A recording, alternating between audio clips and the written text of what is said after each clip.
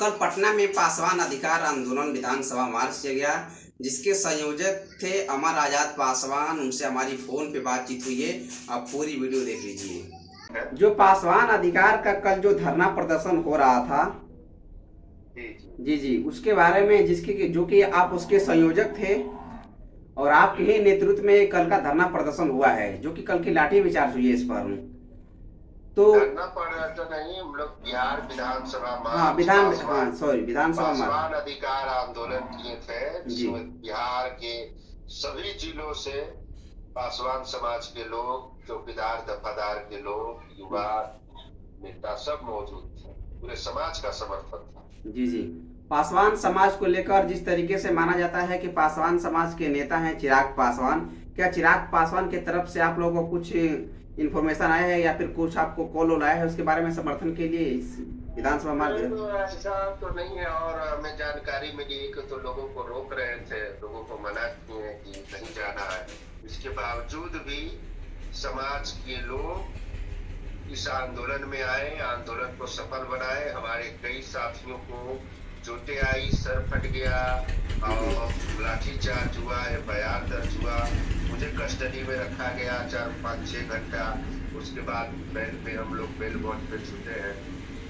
कितने समय तक आपको रखा गया था वहाँ पे कस्टडी में, पुलिस कस्टडी में? करीब 5 घंटे हम लोग रहे। उनको शाम में छोड़ा गया और उसके बाद मुख्यमंत्री सचिवालय ले जाया गया पुलिस कस्टडी में ही। प्रतिनिधि मंडल के द्वारा हम लोगों ने मुख्यमंत्री को ज्ञापन सौंपे। कितने कार्यकर्ता आपके घायल हुए हैं इस कार्यक्रम में? दर्जन भर कार्यकर्ता हमारे घायल हुए हैं जी। तो हमें तो कस्टडी में ले लिया गया, उस समय लाठी चार्ज कर दिया गया। तो कई साथी से फोन पे बात हुई, अभी सब फोन कर रहे हैं, उन्हीं सबसे बात हो रही है। इस तरह चोटें आई है, बहुत सारे लोगों को, दर्जनों लोगों को चोटें आई। अच्छा, जैसे चौकीदार में जो बहाली में गड़बड़िया हुई है, उसको लेकर एक आध बात बोलिए हमारे दर्शकों को। देखिए, ये बात है कि अंग्रेजों के जमानों से ही चौकीदारी पासवान जाति उस समय फ्री में चौकीदारी करता था। जिस समय सरकार और लोग ने 1 रुपया 1 पैसा भी नहीं दिया करते थे। धीरे धीरे पैसा बढ़ा, लोग लड़ाई, हमारे समाज, पासवान समाज के लोगों ने लड़ाई लड़ा। तो देखिएगा आप लोग, मैक्सिमम थानों में आपको चौकीदार पासवान ही मिलेगा। बिहार सरकार ने अनुसूचित जाति में, अनुसूचित जाति का सदस्य पासवान है, दुसाध जाति है, तो इन्हें तो कुछ नहीं दिया। जो भी पासवान और दुसाध जाति के लोग हैं अपने दम पे है। और एक ये था कि देखिए, पासवान जाति का नहीं, कोई दलित रिप्रेजेंटेशन होता था, कोई भी शेड्यूल कास्ट के लोग जो है वो बोलते थे कि हमारा थाना में कोई हो ना हो, मगर एक तो चौकीदार हमारा है जो हमारा बात सुनेगा। वो समझ लीजिए, वो थानेदार से उसको लिंकअप कराता था, संवाद करता था। गांव और थानों और पुलिस प्रशासन के बीच में जो गरीब दलित पिछड़ा समाज का जनता है, एक कड़ी का काम पासवान जाति के लोग करते थे कि जो निडर है। और पासवान जाति का अर्थ ही है, मतलब ही होता है पहरेदार, रक्षा करना। इसका देखिए उर्दू शब्द है और 1870 में जिक्र किया गया है कि पासवान जाति बहुत ही लड़ाकू और बहुत ही मजबूत है, जिनको समाज में इनको दिया गया अंग्रेजों के जमाने में भी पहरेदारी करने का, सुरक्षा प्रदान करने का, यही लड़ सकता है और गांव का सुरक्षा कर सकता है। मगर इस तरह से सरकार पासवान को दरकिनार कर रही, कभी दलित महादलित करके, तो कभी, तो ये गलत है। और हमारे जो दलित नेता है, सांसद है, विधायक है, मंत्री है, वो दलितों का वोट लेकर के दलितों का आरक्षण काम नहीं करते हैं। 65% आरक्षण हो।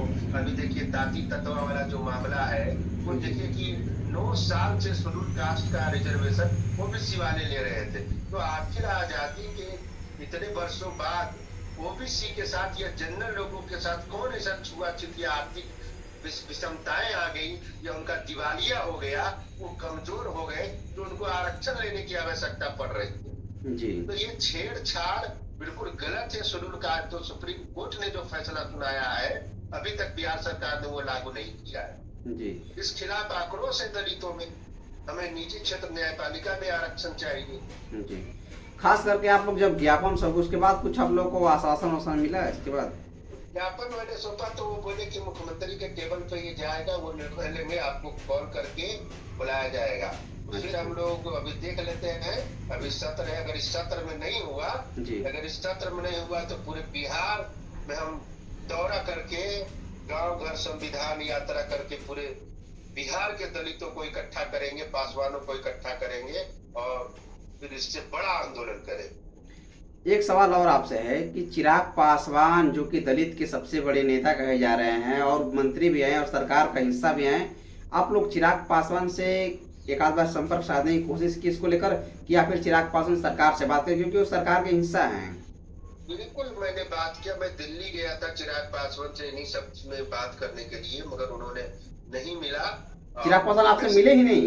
नहीं मिले। बहुत बड़ी बात कर रहे हैं आजाद जी आप। मैं दिल्ली गया था और उनको मैसेज मैंने किया था कि एक गरीब पासवान का लड़का माननीय केंद्रीय मंत्री चिराग पासवान जी से मिलने आया है, चौकीदार दफादार दलित मुद्दों पे बात करने पर उन्होंने समय नहीं दिया।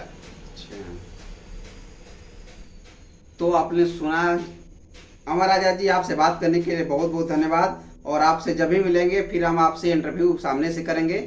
तो आपने सुना कि अमर आजाद ने किस तरीके से सरकार को लेकर और पासवान अधिकार को लेकर एक लंबी लड़ाई लड़ने के लिए पूरी तरीके से तैयार हो गए हैं, और चिराग पासवान से इन्होंने मिलने का समय मांगा, लेकिन चिराग पासवान के द्वारा अमर आजाद को मिलने का समय नहीं दिया गया। साथियों, कहीं ना कहीं पासवान समाज पूरी तरीके से इस बात को वाकिफ है और देख भी रहा है सामने से कि क्या हो रहा है। तो अभी के लिए इतना ही। मैं अक्षय पासवान, जो भी इस पर अपडेट खबर होगी मैं आपसे बनाऊंगा, और पासवानों की लड़ाई के लिए हम सब एकत्रित होकर सामने आएंगे। साथियों, अभी के लिए इतना ही। जय हिंद, जय बिहार।